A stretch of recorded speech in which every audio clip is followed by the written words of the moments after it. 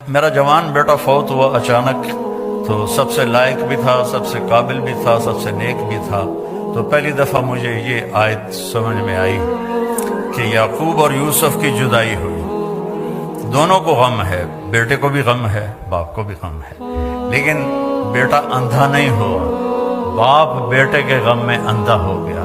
وَابْيَضَّتْ عَيْنَاهُ مِنَ الْحُزْنِ فَهُوَ كَظِيمٌ، یوسف کے غم میں ان کی آنکھیں ختم ہو سفید ہو گئیں، یعنی یہ جو درمیان والی پتلی ہے یہ بھی غائب ہو گئی۔ اتنا دکھ دیکھا، جیسے بچپن جیسے پیدائشی اندھے ہوتے ہیں ان کی پتلی نہیں ہوتی، اس طرح غم تھا کہ پتلی غائب ہو گئی 40 سال۔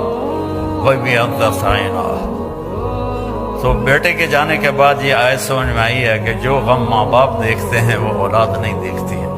ماں سامنے گئی، باپ سامنے گیا، چاچے سامنے گئے، تائے سامنے گئے، کزن سامنے گئے، لیکن عاصم کا جانا کوئی اور طرح کا ہی تھا۔ اللہ کسی کو یہ دکھ نہ دکھائے۔ قبر میں آپ تو مستورات ہیں، ہم لوگ قبر میں اتارتے ہیں جب ایک تاریک کوٹھڑی میں، تو دل ہل جاتا ہے۔ لیکن سب سے زیادہ جو دل ٹوٹا اور بکھرا وہ اپنے بچے کی قبر میں جاتے ہوئے دیکھ کے ٹوٹا۔ تو یوسف علیہ السلام کے لیے یعقوب علیہ السلام کی آنکھیں سفید ہو گئیں، لیکن اپنے بچوں کو ایک دفعہ بھی نہیں کہا کہ تم نے میرے بیٹے پر زیادتی کی اور اس کو تم نے تباہ کر دیا، ایک دفعہ۔ آخر کار یوسف بھی مل گئے اور بچوں کو بھی توبہ کی توفیق نصیب ہو گئی۔